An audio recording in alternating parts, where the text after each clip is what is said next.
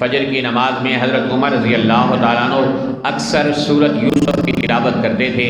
جب سورۃ یوسف کی آیت وَابْيَضَّتْ عَيْنَاهُ مِنَ الْحُزْنِ فَهُوَ كَظِيمٌ کہ حضرت یوسف علیہ السلام کی جدائی میں حضرت یعقوب علیہ السلام کی آنکھوں کی بینائی جاتی رہی اور وہ دکھ درد میں مبتلا ہو گئے، اس آیت مبارکہ پہ حضرت عمر رضی اللہ تعالیٰ عنہ پہنچے تو صفوں کے اندر چھپا ہوا، بجلی ہوتی نہیں تھی، اندھیرا تھا، تو چھپا ہوا قاتل نکلا اور اس نے حضرت عمر رضی اللہ تعالیٰ عنہ پر زہر میں بجھے ہوئے خنجر کے 6 وار کیے۔ حضرت عمر گر گئے اور حضرت عبد الرحمن بن عوف کو آگے پکڑ کر نماز پڑھانے کے لیے کہا۔ انہوں نے نماز مکمل کی۔ صحابہ کرام نے یکدم دیکھا کہ ہمارے امام کی آواز بدل گئی ہے، امیر المومنین کی آواز کہاں ہے؟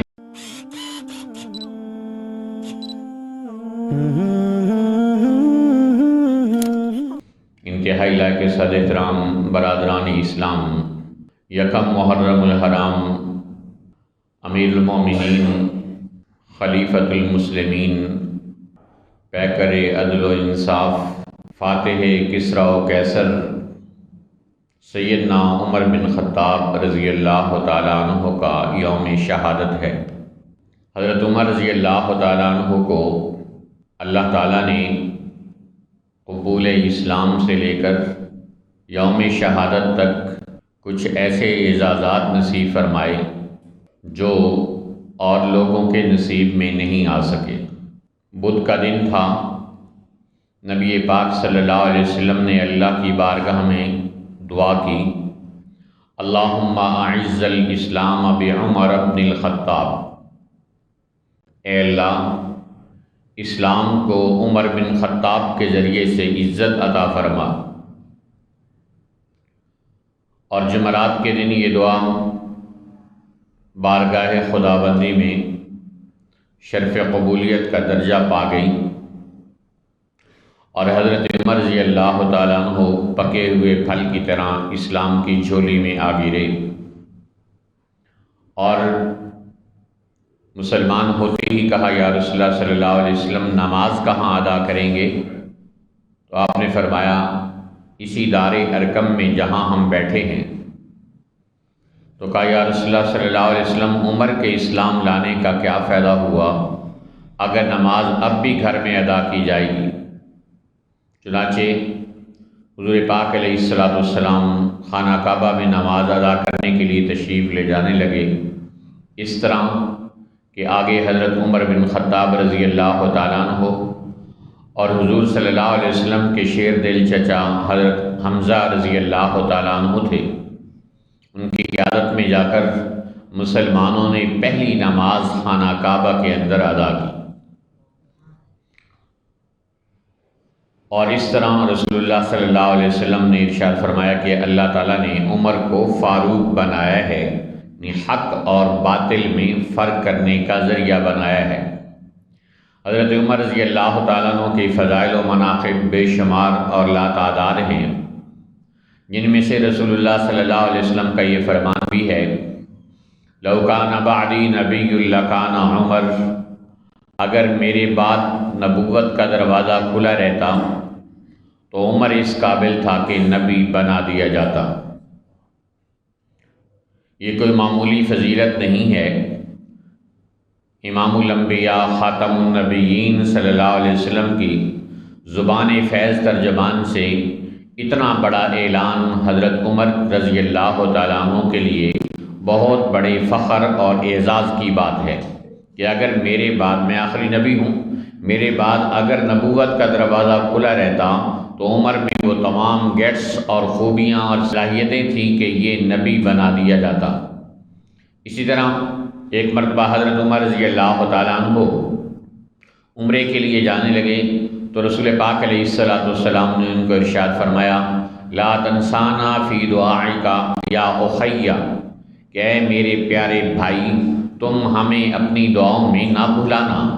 حضرت عمر رضی اللہ تعالیٰ عنہ کہتے ہیں کہ رسول پاک صلی اللہ علیہ وسلم نے جو مجھے فرمایا یا اخی، اے میرے پیارے بھائی، اگر ساری کائنات کی دولت مجھے دے دی جائے اور چیزیں میرے آگے ڈال دی جائیں، مجھے ان کے ملنے کی اتنی خوشی نہیں ہوگی جتنی رسول اللہ صلی اللہ علیہ وسلم کی زبان مبارک سے یہ الفاظ سننے کی ہوئی کہ آپ نے مجھے اپنا پیارا بھائی قرار دیا۔ ایک مرتبہ آپ صلی اللہ علیہ وسلم آرام فرما رہے تھے، بستر پر رات کو لیٹے ہوئے تھے، تو آپ کا چہرہ آسمان کی طرف تھا۔ حضرت عائشہ رضی اللہ تعالیٰ عنہ کا چہرہ بھی آسمان کی طرف، تو آسمان پر جھلملاتے ہوئے ستارے حضرت عائشہ رضی اللہ تعالیٰ عنہ نے دیکھے تو بے ساختہ انہوں نے سوال کیا، یا رسول اللہ صلی اللہ علیہ وسلم، دنیا میں کوئی ایسا انسان بھی ہے کہ جس کی نیکیاں آسمان کے ستاروں کے برابر ہوں؟ تو آپ صلی اللہ علیہ وسلم نے فرمایا، ہاں، عمر ایسا انسان ہے کہ جس کی نیکیاں آسمان کے ستاروں کے برابر ہیں۔ تو یوں حضرت جبرائیل امین سے ایک مرتبہ رسول اللہ صلی اللہ علیہ وسلم نے پوچھا کہ آسمان والوں میں حضرت عمر رضی اللہ تعالیٰ عنہ کے کیا فضائل و مناقب چلتے ہیں؟ تو انہوں نے عرض کیا، یا رسول اللہ صلی اللہ علیہ وسلم، اگر ہمیں کسی انسان کو حضرت نوح علیہ السلام جتنی عمر دے دی جائے، 950 سال، اور پھر وہ حضرت عمر رضی اللہ تعالیٰ عنہ کی فرشتوں کے درمیان چلنے والے فضائل کو بیان کرنا شروع کرے تو اس کی عمر ختم ہو جائے گی اور عمر کے فضائل ختم نہیں ہوں گے۔ اور پھر فرمایا کہ رسول اللہ صلی اللہ علیہ وسلم کی نظروں میں حضرت عمر رضی اللہ تعالیٰ عنہ کا کیا مقام اور مرتبہ تھا۔ آپ صلی اللہ علیہ وسلم معراج کے لیے تشریف لے گئے تو جنت کی بھی سیر کی، اور آپ صلی اللہ علیہ وسلم نے ایک جگہ دیکھا، سفید موتی کا ایک خوبصورت محل ہے۔ آپ صلی اللہ علیہ وسلم نے پوچھا کہ یہ محل کس کا ہے؟ تو بتایا گیا، ھذا لعمر بن الخطاب کا۔ بتایا گیا کہ یا رسول اللہ، یہ قریشی نوجوان کا محل ہے۔ تو حضور علیہ السلام فرماتے ہیں، میں نے سمجھا میں قریشی ہوں، اتنا خوبصورت محل تو میرا ہی ہو سکتا ہے۔ فَأَرَدْتُ أَنْ أَدْخُلَهُ، میں اس محل میں داخل ہونے کے لیے جانے لگا تو مجھے بتایا گیا، یا رسول اللہ صلی اللہ علیہ وسلم، ھذا لعمر بن الخطاب، کہ یہ محل تو عمر بن خطاب کا ہے۔ تو آپ نے فرمایا کہ اے عمر، تمہاری غیرت آڑے آ گئی، ورنہ میں تمہارا جنت کا محل اندر سے بھی ضرور دیکھ کر آتا۔ حضرت عمر نے عرض کیا، یا رسول اللہ صلی اللہ علیہ وسلم، کیا میں آپ کی ذات پر بھی غیرت کھا جاتا؟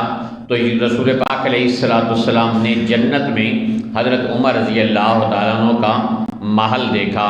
یہ کتنی بڑی فضیلت اور اعزاز ہے حضرت عمر رضی اللہ تعالیٰ عنہ کے لیے۔ اور یوں ایک دو نہیں، بیسیوں نہیں، سینکڑوں فضائل اور احادیث نبی پاک علیہ السلام کی حضرت عمر رضی اللہ تعالیٰ عنہ کے مقام اور مرتبے کے بارے میں امت کو بتاتی ہیں۔ صحابہ کرام رضوان اللہ تعالیٰ علیہ مجمعین بھی ایک سے بڑھ کر ایک حضرت عمر رضی اللہ تعالیٰ عنہ کے فضائل و مناقب کو بتاتے ہیں اور جانتے ہیں۔ تو یوں حضرت عمر رضی اللہ تعالیٰ عنہ نے نبی پاک علیہ السلام کے ساتھ عشق اور محبت کا بھی حق ادا کیا۔ ایک مرتبہ آپ صلی اللہ علیہ وسلم کے ساتھ حضرت عمر جا رہے تھے تو آپ نے ارشاد فرمایا، لا یؤمن احدکم حتی اکون احب الیہ من والدہ وولدہ والناس اجمعین، کہ تم میں سے کوئی شخص اس وقت تک پورا مسلمان نہیں ہو سکتا جب تک میں اسے اپنی ذات سے اور اسے اپنے والدین سے، اولاد سے زیادہ محبوب نہ ہو جاؤں۔ تو حضرت عمر رضی اللہ تعالیٰ عنہ نے کہا، یا رسول اللہ صلی اللہ علیہ وسلم، آپ اس سے پہلے ہمیں اپنی ذات سے زیادہ محبوب نہیں تھے؟ آپ نے فرمایا، نہیں، اپنی ذات سے بھی زیادہ مجھ سے محبت رکھنی ہے۔ تو حضرت عمر نے کہا، یا رسول اللہ صلی اللہ علیہ وسلم، اب کے بعد آپ ہمیں اپنی ذات سے بھی زیادہ پیارے ہیں، اپنی جان سے بھی زیادہ پیارے ہیں۔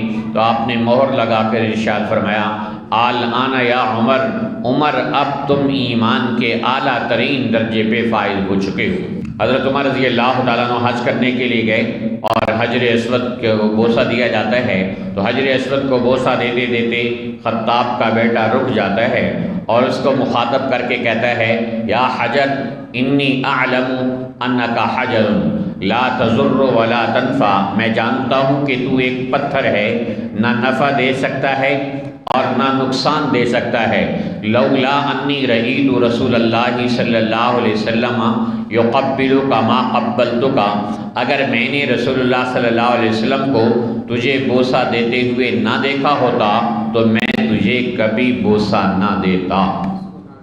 تو یہ ہے نبی پاک صلی اللہ علیہ وسلم نے پتھر کو بوسہ دیا تو مسلمان آپ کی سنت کو سمجھتے ہوئے قیامت تک اس حجر اسود کو چومنا اپنی سعادت سمجھتے ہیں۔ تو حضرت عمر رضی اللہ تعالیٰ عنہ کو اللہ تعالیٰ نے امیر المومنین اور خلیفۃ المسلمین کے منصب پہ فائز کیا۔ آپ کا مشہور زمانہ ارشاد ہے کہ اگر فرات کے کنارے ایک کتا بھی پیاسا مرے گا تو قیامت کے دن عمر بن خطاب سے اس کا حساب لیا جائے گا۔ جس بندے کے اندر یہ احساس ہو اس کی عوام کیسے عدل و انصاف کے ساتھ آرام اور سکون کے ساتھ نیند سو سکتی ہے، اس کا صرف ہم تصور کر سکتے ہیں۔ ایک مرتبہ حضرت طلحہ رضی اللہ تعالیٰ عنہ کہتے ہیں کہ میں نے دیکھا کہ ہمارے پڑوس میں ایک نابینا بڑھیا عورت رہتی ہے اور روزانہ اس کے گھر میں کوئی آتا ہے اور آ کر اس کے گھر کی صفائی ستھرائی کر جاتا ہے اور اس کو کھلا پلا کے چلا جاتا ہے۔ تو میں نے اس عورت سے جا کر پوچھا کہ کون ہے تمہاری خدمت کر کے جانے والا، تمہارے گھر کی صفائی ستھرائی کر کے جانے والا؟ اس عورت نے کہا کہ میں تو نابینا ہوں، مجھے نہیں معلوم کہ وہ کون ہے، وہ صرف گھر کی صفائی ستھرائی ہی نہیں کرتا، کھانا پانی ہی نہیں دیتا، بلکہ وہ میرا پیشاب پخانہ بھی اٹھاتا ہے، گندگی بھی صاف کرتا ہے۔ تو وہ حضرت طلحہ رضی اللہ تعالیٰ عنہ کہتے ہیں کہ میں نے چھپ کر نوٹ کرنا شروع کیا کہ یہ کون ہے جو اتنی بڑی نیکی کر رہا ہے اور کسی پر ظاہر بھی نہیں ہو رہی۔ کہتے میں نے چند دن کی تگ و دو سے اندازہ لگایا کہ وہ تو حضرت عمر بن خطاب رضی اللہ تعالیٰ عنہ ہیں جو رات کی تاریکی میں آتے ہیں اور آ کر اس بڑھیا نابینا عورت کی خدمت کر کے اس کے گھر کی صفائی ستھرائی کر کے اس کے گھڑے میں تازہ پانی بھر کر واپس چلے جاتے ہیں۔ تو خلق خدا کی خدمت کا اس طرح حضرت عمر رضی اللہ تعالیٰ عنہ کو احساس تھا۔ آج کے حکمران بھی ہیں کہ لوگ خودکشیوں پہ مجبور ہیں اور ان کے کان پر جوں تک نہیں رینگتی، اور ایک حضرت عمر رضی اللہ تعالیٰ عنہ ہیں کہ جو فرماتے ہیں کہ فرات کے کنارے ایک کتا بھی پیاسا مرے گا تو قیامت کے دن عمر سے اس کا حساب کتاب ہو سکتا ہے۔ تو اس طرح حضرت عمر رضی اللہ تعالیٰ عنہ نے اپنی عوام کے لیے سہولیات فراہم کی اور عدل و انصاف کا وہ اعلیٰ ترین معیار قائم کیا کہ قیامت تک حضرت عمر کا نام عدل کے ساتھ جڑ گیا۔ مسلمان ہو یا کافر ہوں، جب بھی عدل و انصاف کے الفاظ ان کی زبان پہ آتے ہیں تو حضرت عمر رضی اللہ تعالیٰ عنہ کا تصور اور آپ کی حیات اور آپ کے عدل و انصاف کے واقعات لوگوں کی نگاہوں میں پھر جاتے ہیں اور مصنف کے قلم پر مجبوراً آتے ہیں کہ عدل و انصاف کا وہ اعلیٰ ترین معیار حضرت عمر رضی اللہ تعالیٰ عنہ نے قائم کیا جس کی کوئی مثال نہیں۔ 22 لاکھ مربع میل کا حکمران، اپنے وقت کی 2 سپر پاور طاقتوں کو توڑنے والا، جب جمعے کے اندر خطاب کرنے کے لیے تشریف لاتا تو ان کے کپڑے کے اوپر لوگ 12 پیبند گن لیتے تھے، جن میں سے کپڑے کے پیبند کے ساتھ چمڑے تک کے پیبند ان کے لباس پر لگے ہوتے تھے، اور یوں بتایا کہ عدل و انصاف کس چیز کا نام ہے، سادگی کس چیز کا نام ہے۔ بیت المقدس فتح کرنے کے لیے جا رہے تھے، راستے میں اسی سادہ لباس کے اندر تو پیدل چلتے، ایک مرتبہ غلام سوار ہوتا، پھر آپ پیدل چلتے، اور پھر آپ سوار ہوتے، غلام پیدل چلتا، سواریوں کی کمی کی وجہ سے۔ جب بیت المقدس کا لمحہ قریب آیا تو لوگوں نے کہا جی اب آپ امیر المومنین ہیں، آپ کے پیدل چلنے کی باری آئی ہے، لیکن آپ سوار رہیں، غلام آپ کی جگہ پیدل چلے گا۔ حضرت عمر رضی اللہ تعالیٰ عنہ نے فرمایا یہ تو انصاف کے خلاف ہوگا کہ آپ کے سواری کی باری ہے اور اس وقت بھی میں اوپر بیٹھا رہوں۔ حضرت عمر رضی اللہ عنہ اترے اور اس حال میں کہ ان کا غلام سوار تھا اور وہ بیت المقدس فتح کرنے کے لیے آ رہے تھے۔ لوگوں نے کہا کہ امیر المومنین آپ اپنے کپڑے بدل لیں، اپنی سواری بدل لیں، یہ لوگ مسلمانوں کی اس امیر کی اچھی سواری دیکھ کر، اچھا لباس دیکھ کر متاثر ہو جائیں گے۔ حضرت عمر رضی اللہ تعالیٰ عنہ نے لوگوں کے مسلسل اصرار پر کپڑے بدلے، سواری بدلی۔ تھوڑی دیر چلنے کے بعد سواری روکی، چھلانگ لگائی، نیچے اترے، کہا میرے پرانے کپڑے مجھے پہنا دو، میری پرانی سواری ہی مجھے واپس کر دو۔ جب حضرت عمر بیت المقدس کے قریب پہنچے تو لوگوں نے دیکھا، اپنی کتابیں کھول کے یہودی بیٹھ گئے۔ ہماری کتابوں میں لکھا ہے کہ جو بیت المقدس فتح کرنے آئے گا سادہ گھوڑے پر سوار ہوگا، سادہ لباس میں ہوگا، اور اس حال میں ہوگا اس کا غلام گھوڑے پر سوار ہوگا اور وہ پیدل چل رہا ہوگا۔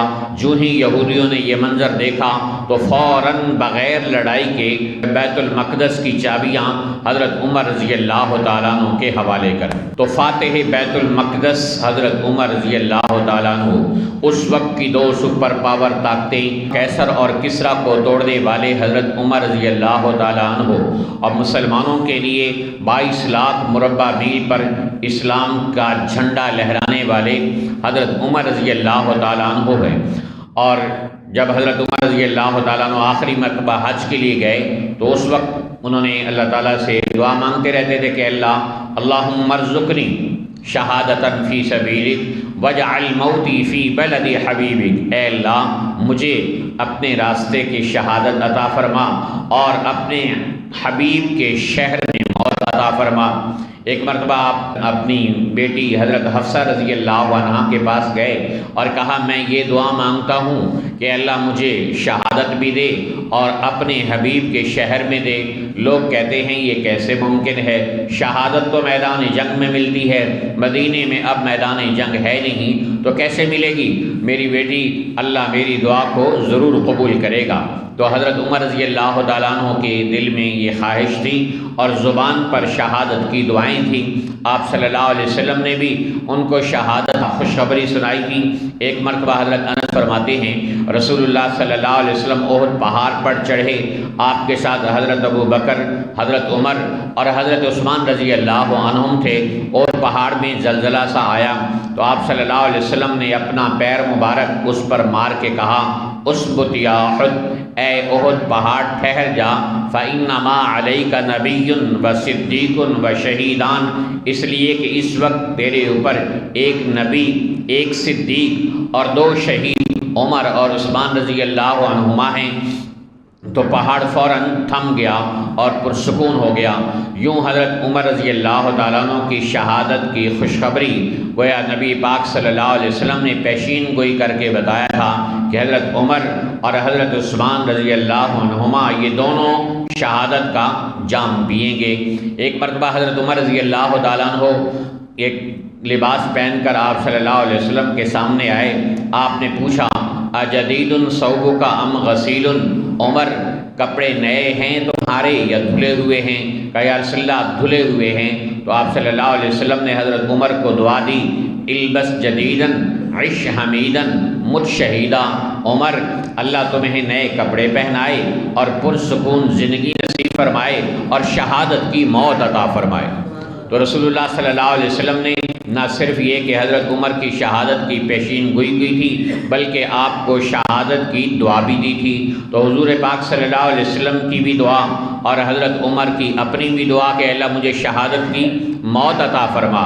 چنانچہ آخری حج کے موقع پر آپ نے ایک جگہ اسٹے کیا اور رکنے پر لوگوں سے خطاب کیا اور پھر اللہ تعالیٰ سے دعا کی اے اللہ میری عمر بہت ہو گئی ہے، وضعفت قوتی اور میری طاقت کمزور ہو رہی ہے، وانتشرت رعیتی اور میری رعایا بہت زیادہ ہو چکی ہے، اے اللہ اس سے پہلے کہ میں تیرے کسی حکم کی تعمیل میں کوتاہی کا ارتکاب کروں اور اس عوام کے حقوق میں کسی کوتاہی کمی کا ارتکاب کروں، اے اللہ فقبضنی الیک مجھے تو موت عطا فرما دے۔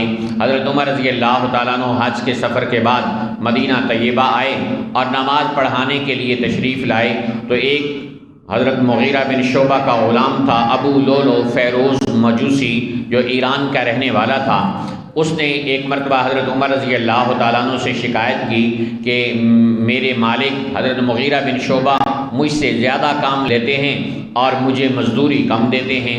حضرت عمر نے پوچھا کتنی مزدوری تم سے روزانہ لیتے ہیں؟ اس نے بتایا کہ 4-5 درہم۔ تو حضرت عمر نے فرمایا تم کام کیا کیا کرتے ہو؟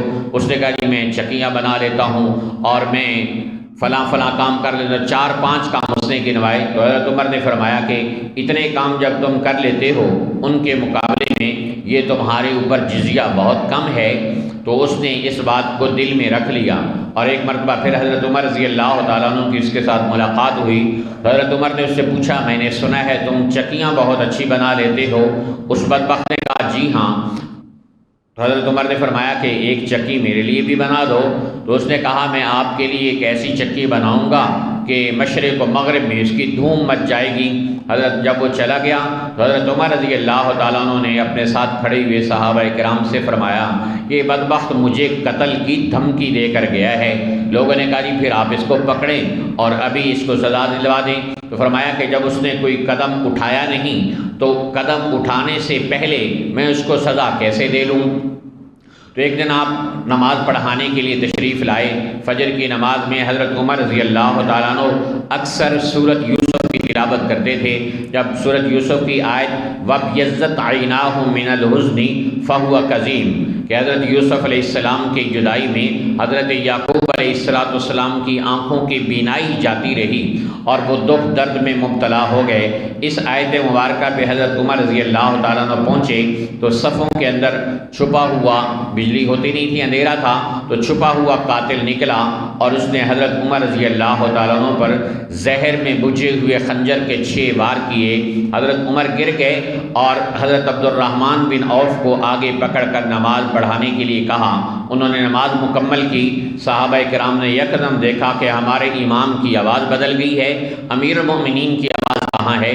انہوں نے مختصر نماز پڑھا کے سلام پھیرا تو اس قاتل نے صحابہ کرام کی صفوں سے نکلنے کی کوشش کی، لیکن قرآن نے صحابہ کی صفوں کو کہا کأنہم بنیان مرصوص، صحابہ کی صفیں تو مضبوط ہوتی تھی اس لیے وہ ان کی صفوں کو چیر کر نکل نہ سکا۔ ایک صحابی نے اس کے اوپر اس کے خنجر پر اپنا مضبوط کمبل ڈالا۔ اس نے دیکھا کہ اب میں پکڑا گیا ہوں تو اس نے وہ خنجر اپنے آپ کو مار لیا۔ حضرت عمر رضی اللہ تعالیٰ عنہ نے فرمایا قتلنی کلب، مجھے ایک کتے نے قتل کر دیا ہے۔ پھر آپ نے سب سے پہلے سوال کیا کہ دیکھو یہ قاتل کون ہے؟ میں اللہ تعالیٰ سے دعا کرتا رہا تھا کہ اے اللہ کسی مسلمان کو میرے قتل میں مبتلا نہ کرنا۔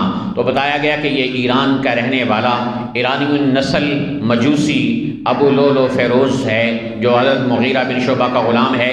تو حضرت عمر نے فرمایا کہ اللہ تیرا شکر ہے کہ میں ایک ایسے بندے کے ہاتھوں شہید ہو رہا ہوں جس نے تیری بارگاہ میں کبھی ایک سجدہ بھی نہیں کیا ہے۔ اس کے بعد حضرت عمر رضی اللہ تعالیٰ عنہ بے ہوش ہو گئے۔ پھر ہوش میں آتے تو فرماتے نماز کا وقت ہے مجھے نماز پڑھاؤ، نماز کا وقت ہے مجھے نماز پڑھاؤ۔ اور پھر فرماتے کہ لا خیر فی دین، کہ اس آدمی کے اس دین میں کوئی بھلائی نہیں جس میں نماز نہیں ہے۔ یہاں تک کہ آخری وقت میں بھی حضرت عمر رضی اللہ تعالیٰ عنہ کو نماز کی فکر رہی۔ ایک نوجوان آپ کی عیادت کو آیا اور واپس جانے لگا تو اس کا کپڑا ٹخنوں سے نیچے تھا۔ حضرت عمر رضی اللہ تعالیٰ عنہ نے اسے واپس بلایا اور کہا بھائی اپنا کپڑا ٹخنوں سے اوپر کر لو، اللہ بھی راضی ہوگا اور تمہارے کپڑے بھی صاف رہیں گے۔ آخر وقت تک حضرت عمر رضی اللہ تعالیٰ عنہ اس احساس میں مبتلا رہے، اور پھر حضرت عائشہ رضی اللہ عنہ کو پیغام بھیجا، اپنے بیٹے کو کہا عبداللہ جاؤ اور جا کر اماں عائشہ صدیقہ سے پوچھو کہ اگر وہ اجازت دیں تو میری قبر رسول اللہ صلی اللہ علیہ وسلم اور حضرت ابوبکر کے ساتھ بنا دی جائے۔ تو حضرت عائشہ نے کہا کہ جی یہ جگہ میں نے اپنے لیے خاص رکھی ہوئی تھی لیکن اب میں آپ کے لیے ایثار کرتی ہوں۔ جب میرے اوپر تہمت لگی تھی آپ نے گواہی دی تھی سبحانک ھذا بہتان عظیم، کہ یہ بہت بڑا بہتان ہے، عائشہ صدیقہ اس سے پاک ہے۔ تو اللہ تعالیٰ نے آپ کی گواہی کو قبول کر کے میری پاکی میں 17 قرآن کی آیتیں اتار دی تھیں۔ آج میں یہ جگہ آپ کے لیے ایثار کرتی ہوں۔ چنانچہ حضرت عائشہ رضی اللہ تعالیٰ عنہ نے وہ جگہ ایثار کر دی۔ حضرت عمر نے پھر بھی اپنے بیٹے کو کہا اب میں زندہ ہوں، لیکن مرنے کے بعد تم دوبارہ حضرت عائشہ رضی اللہ عنہ سے ایک مرتبہ پوچھنا۔ میرا جنازہ لے جا کر جنازہ لایا گیا، اور پھر رسول پاک علیہ السلام کے حجرے کے باہر رکھ کر پوچھا گیا کہ اماں جان اجازت ہے کہ حضرت عمر کو یہاں دفن کر دیا جائے؟ انہوں نے کہا جی بالکل، ضرور دفن کیا جائے۔ حضرت عبداللہ بن عباس رضی اللہ تعالیٰ عنہ کہتے ہیں کہ میں نے اچانک دیکھا جنازے کی چارپائی رکھی ہوئی ہے اور کسی نے میرے کندھوں پہ ہاتھ رکھا تو میں نے اس کے ہاتھ کی ٹھنڈک محسوس کی۔ پھر میں نے پیچھے نظر کر کے دیکھا تو وہ حضرت علی رضی اللہ تعالیٰ عنہ تھے، اور انہوں نے حضرت عمر رضی اللہ تعالیٰ عنہ کو مخاطب کر کے کہا، اے عمر، اللہ کی قسم تم سے بڑھ کر نیکیاں کرنے والا دنیا میں کوئی نہیں تھا۔ میں بھی اللہ سے امید رکھتا ہوں کہ آپ جیسی نیکیاں لے کر اللہ کی بارگاہ میں پہنچوں، اور عمر مجھے یقین تھا کہ ایک دن تم اپنے دونوں ساتھیوں کے ساتھ یہاں ضرور پہنچو گے، کہ میں نے ایک بار نہیں، دو بار نہیں، 20 بار رسول اللہ صلی اللہ علیہ وسلم کی زبان فیض ترجمان سے یہ الفاظ سنے تھے، میں اور ابو بکر و عمر داخل ہوئے، میں اور ابو بکر و عمر نکلے، میں اور ابو بکر و عمر اٹھے، میں اور ابو بکر و عمر بیٹھے، تو مجھے یہ یقین تھا کہ آپ یہیں پہنچیں گے۔ چنانچہ حضرت عمر بن خطاب رضی اللہ تعالیٰ عنہ رسول پاک صلی اللہ علیہ وسلم کے پہلو میں دفن ہوئے، جہاں آ کر روزانہ 70,000 فرشتے درود شریف پڑھتے ہیں، اور دوبارہ کبھی قیامت تک ان کی باری نہیں آ سکے گی۔ وہاں حضرت عمر بن خطاب رضی اللہ تعالیٰ عنہ کو دفن ہونا نصیب ہوا، اور قیامت تک آنے والے مسلمان جا کر جب روضہ رسول صلی اللہ علیہ وسلم پر سلام عقیدت پیش کرتے ہیں تو وہ فاتح کیسر و کسریٰ اور اسلام کی عزت و آبرو حضرت عمر رضی اللہ تعالیٰ عنہ کی بارگاہ میں بھی اپنی محبت کے نذرانے پیش کرتے ہیں۔ اللہ تعالیٰ کی ذات سے دعا ہے کہ اللہ رب ذوالجلال حضرت عمر رضی اللہ تعالیٰ عنہ کی ذات والا صفات سے ہمیں محبت کرنے کی اور آپ کے نقش قدم پر چلنے کی توفیق عطا فرمائے۔ وآخر دعوانا ان الحمد للہ رب العالمین۔